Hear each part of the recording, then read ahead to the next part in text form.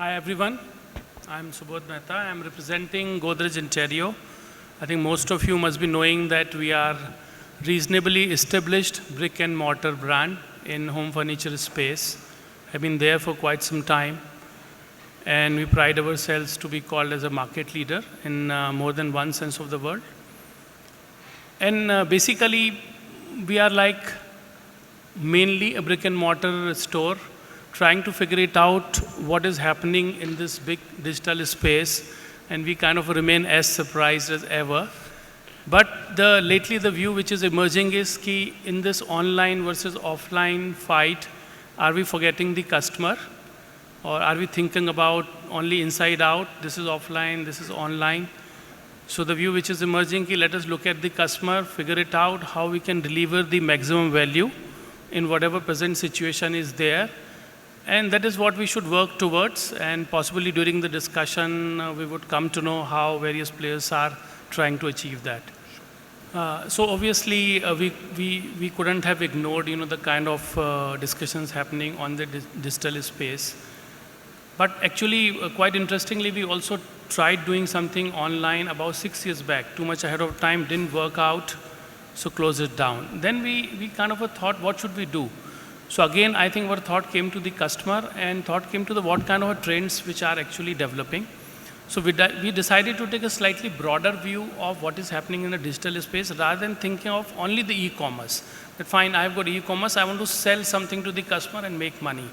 We said, forget about that, let us just figure it out properly, what is happening in digital space and how it is changing various facets of the customer life. Not only the way customer is shopping, but also the way they are interacting with each other, and also the way brand is communicating to the customer. So having them that kind of a study, then possibly we sat down to figure it out, what are the things which are relevant to us, what are the things which we should implement. And we call the whole exercise as basically trying to drive the digital influence part. So we talk about as digital influence, and we say e-com is only one part of the digital influence. It's not everything. Digital influence is many things actually, and figure it out all the pieces of the digital influence. So for example, we just figured it out, we have a website and we figured it out that number of visits to a website are constantly increasing because of the kind of efforts we are making in social media as well as Google, SEM, SOM and all. So thought came to us, okay, let online stay for some time. Let us figure it out. How can I exploit so many visits which are happening to my sites? And just to give you the stats, at present 1.2 lakhs of visitors are visiting my website, which is not an actually online e-com site. And many of them actually posting their queries. So our idea was to convert these visits into some kind of inquiries and distribute it to various physical stores based on the pin codes in an automated manner. And the SMS goes to the customer. It also goes to the nearest store, so that both are basically aligned with each other. And then we try to entice the customer in various ways to make sure that he actually comes to my physical store and I actually convert the deal, right? Similarly, we started working with all kinds of social media and started generating the inquiries from there also.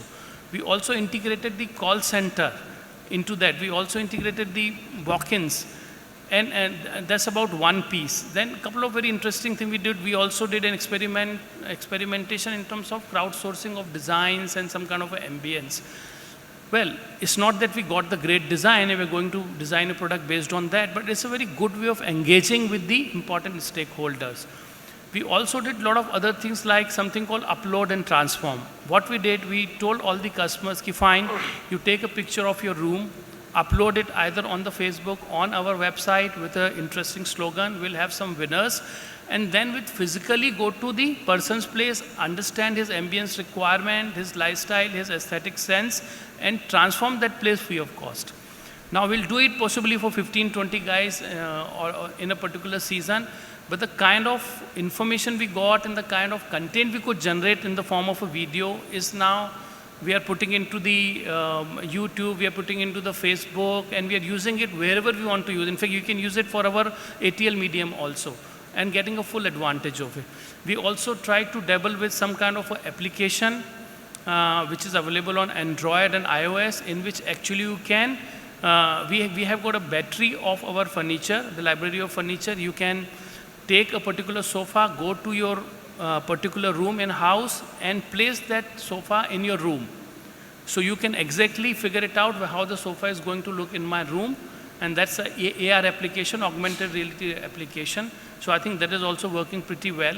So we figured it out that e-com is one piece. There are thousands of ways which you can use the digital to actually enhance your delivery to the customer, and that is what we have been working on quite a lot. Yeah, see, I would say a lot depends on the category also. The adaptation by different categories will take a different progression. If you look at the home furniture, which is a high ticket item, if you look at home furniture, people like to touch and feel.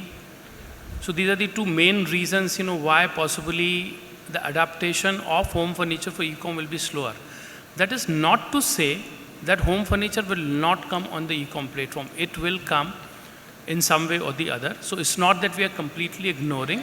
Only thing, we are taking a very calibrated and cautious approach.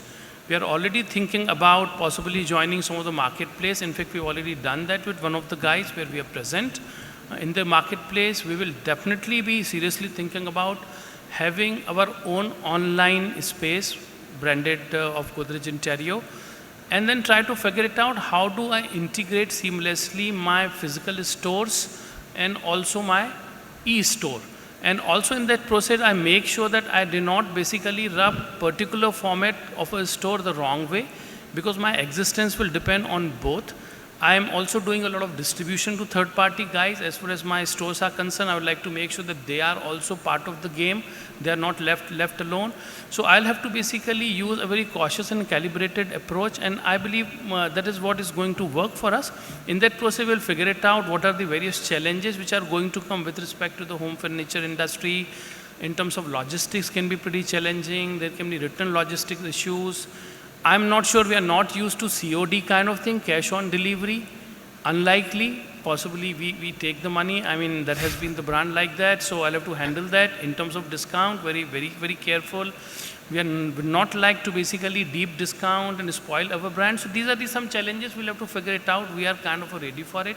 We do believe that in home furniture also the e-com will come, but our approach is very calibrated, and I think as we go along, we'll keep learning and finally join the bandwagon in an integrated manner. See, actually, I feel if you leave aside a couple of things like COD, etc., the challenges of fulfillment practically remains same as far as offline stores as well as online stores is concerned, especially for the people like us who are all India kind of a brand, and where the delivery has to be done at every nook and corner of country. So therefore, in this sense, I think a lot of learning can come from the physical brands and physical stores in a great way. I think you have to think through all the stages of fulfillment very carefully. There are various models of inventory management which is available, which I think we can use in a much better manner. For example, there is a model of theory of constraints which I think manages your inventory right from the vendor, or if you are manufacturing yourself, that is staged to mother warehouse, to hub warehouse, to the last point of delivery, and it can also take care of return logistics on at least from a system point of view in a much better manner. So I guess if you can think through and use all these models, you can answer various kind of problems which are being faced by the online industry, which are quite similar to offline. Of course, I believe the COD kind of thing are slightly special, which is not happening with the offline stores. And so you will have to figure it out separately till COD remains, and maybe going forward COD may not be there in future.